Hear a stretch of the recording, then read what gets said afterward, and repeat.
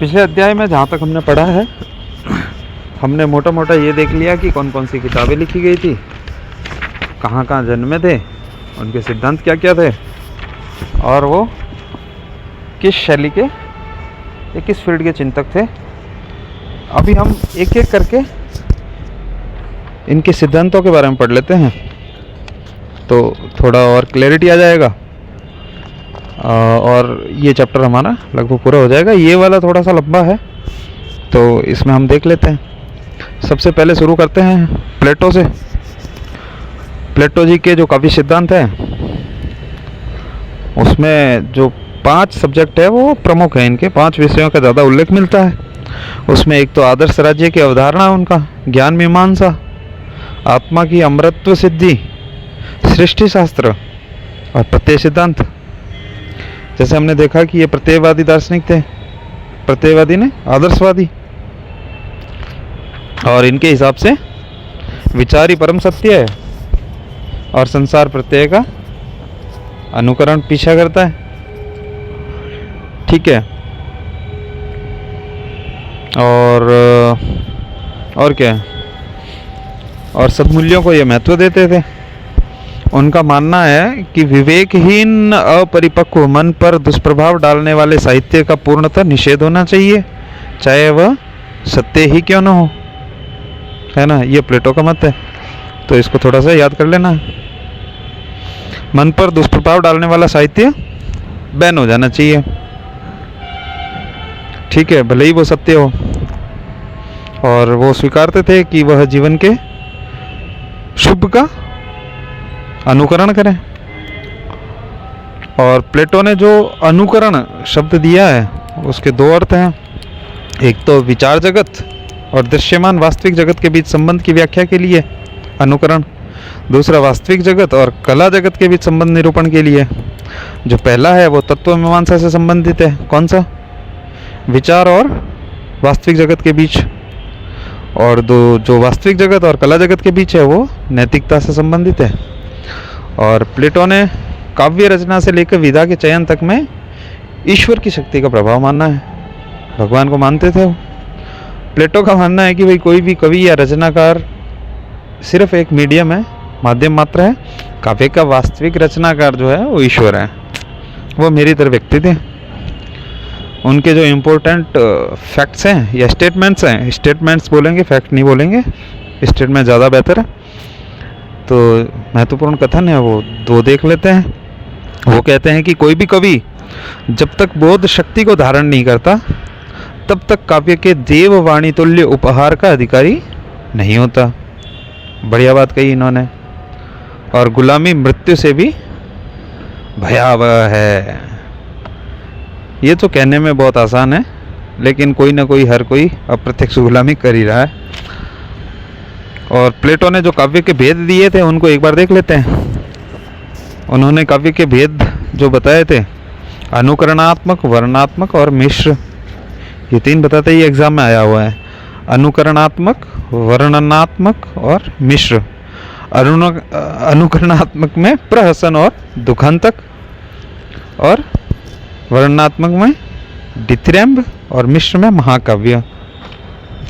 और प्रगीत नाटक और प्रगीत जो है उसमें शब्द, माधुर्य और लय। इसमें माधुर्य और लय शब्द पर आश्रित होते हैं। ये चीज़ें इन्होंने बताई है, तो इससे ज़्यादा हमें शायद इसमें आवश्यकता नहीं होगी। इसके बाद हम बढ़ते हैं अरस्तु के बारे में, है ना। अरस्तु ने माना कि भाई विचार सबसे जरूरी है। अगर विचार होगा तो फिर उसकी सबसे पहले उपयोगिता है, उपयोगिता से विचार उत्पन्न होता है, और फिर किसी काव्य की निर्मिति होती है। और काव्य के संदर्भ में जैसे प्लेटो की मान्यता थी, वैसे कुछ अरस्तु की भी थी। अरस्तु कहते हैं कि काव्य के सामान्य शीर्ष के अंतर्गत केवल काव्य पर ही नहीं, बल्कि काव्य के विविध भेदों, उनके विशिष्ट प्रयोजनों, कथानक की संरचना, उसके घटक खंडों की संख्या, प्रकृति या इनसे संबद्ध अन्य विषयों पर भी मैं विचार करना चाहता हूँ। तो तो इसको एक बार आप रिपीट करके सुन लीजिएगा, हो सकता है आ जाए, नहीं तो कुछ खास जो शब्द हैं वो याद रख लीजिएगा।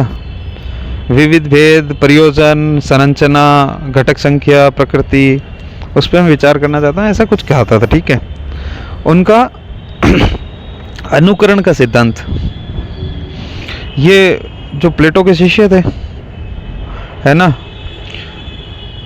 लेकिन इनका मत जो है अनुकरण के संबंध में प्लेटो से अलग था। तो अरस्तु ने जो अनुकरण के प्रकार बताए वो जैसे वे थी या हैं, जैसे वे कही या समझी जाती है, जैसे वे होनी चाहिए, ये इनका सीक्वेंस है। ये एग्जाम में आया हुआ है एक बार। जैसे वे थी या हैं, जैसे वे कही या समझी जाती है, और जैसे वे होनी चाहिए। तो लगभग ये वर्तमान की ही सारी बातें हैं। जो परीक्षा में आया था उसमें एक आध भविष्य की बात की थी, तो वो उसमें गलत विचार था। और आगे देखते हैं, अनुकरण के संबंध में अरस्तु का एक और विचार था, चित्रकार अथवा किसी भी अन्य कलाकार की तरह कवि अनुकरता है। यह अनुकरण का सिद्धांत हो गया। उसके बाद इसका सिद्धांत आता है त्रासदी विवेचन। त्रासदी यानी ट्रेजेडी, दुखांत, ये इसका शाब्दिक अर्थ हो गया। और सबसे पहले इसका विवेचन यूनान में हुआ था। और त्रासदी का आरंभ जो है वो मदिरा और उल्लास के देवता डियोनिसियस के सम्मान में होने वाले समारोह से माना जाता है। किसका? त्रासदी का आरंभ।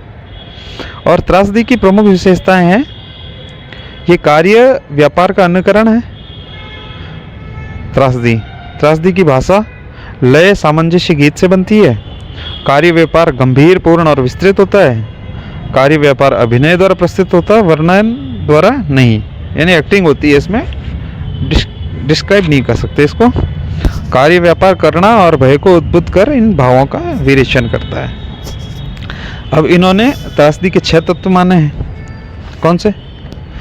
कथानक यानी प्लॉट, कहानी का, चरित्र, विचार, डिक्शन, पद विन्यास या भाषा, गीत और दृश्य। तो ये चीजें याद रखनी है। और कथानक के लिए इन्होंने 3 विशेषण रखे हैं, गंभीर, पूर्ण और विस्तृत। चरित्र के बारे में इनका कहा है कि नायक का पतन आवश्यक है और यह पतन निर्णयात्मक भूल के कारण होना चाहिए, जिसे अरस्तु ने हेमरसिया यानी हेमरसिया कहा है। विचार, और उसके बाद पद विन्यास या भाषा, डिक्शन, गीत, सॉन्ग और दृश्य। अभिनय या अभिनेता से दृश्य का संबंध है। और अभिनेता जो है त्रासदी का प्राण तत्व है और इसे अरस्तु ने कार्यकारी तत्व माना है। अरस्तु द्वारा प्रस्तुत कथानकों के प्रकार जो है वो ऐतिहासिक, काल्पनिक और अनुश्रुतिक। ये भी प्रश्न आया हुआ है, ये याद रखना है। कथानकों के प्रकार क्या है? ऐतिहासिक, काल्पनिक और अनुश्रुतिक। अब त्रासदी के संबंध में अरस्तु के कुछ विचार हैं। त्रासदी किसी गंभीर, स्वतः पूर्ण अथवा निश्चित आयाम से युक्त कार्य व्यापार की अनुकृति का नाम है, जिसे भाषा में विभिन्न कलात्मक तरीकों से अलंकृत किया जाता है तथा जिसे पृथक पृथक हिस्सों में उस निश्चित कार्य व्यापार के विविध प्रकार पाए जाते हैं, जिसका रूप वर्णनात्मक न होकर कार्यात्मक होता है और जिसमें करुणा तथा त्रास के उद्रेक द्वारा इन मनोविकारों का विरेचन किया जाता है। उसके बाद एक और विचार है, दुखांतक ऐसे कार्य व्यापार का अनुकरण है जो करुणा और भय को उद्बुद्ध कर इन भावों का उचित विरेचन करें। तो हमने 2 सिद्धांत पढ़ लिए, अनुकरण, त्रासदी विवेचन, और उसके बाद है विरेचन। विरेचन भी यूनानी शब्द कथारसिस का हिंदी रूपांतरण है। विरेचन और कथारसिस चिकित्सा शास्त्र से परिभाषित शब्द है, लेकिन इन्होंने ले लिए हैं। कथारसिस शब्द का प्रयोग दुखांतक के प्रभाव के प्रसंग में आता है और काव्य शास्त्र में प्रयुक्त विरेचन शब्द का जो अर्थ है वो मानसिक या भावात्मक या कलात्मक है। ठीक है, ये हो गए दोनों। हमने प्लेटो के काव्य सिद्धांत और अरस्तु के सिद्धांत पढ़ लिए हैं। आगे वाले चैप्टर में हम पढ़ेंगे Longinus, Wordsworth, Matthew Arnold, Coleridge, Croce का अभिव्यंजनावाद, टी.एस. इलियट के सिद्धांत, आई.ए. रिचर्ड के सिद्धांत, नई समीक्षा, रूपवाद, संरचनावाद, मिथक, प्रतीक, बिंब, फैंटेसी, यथार्थवाद। तो ये हो जाएगा हमारा मोटा मोटा पाश्चात्य काव्यशास्त्र वाला अध्याय। तब तक के लिए जय हिंद,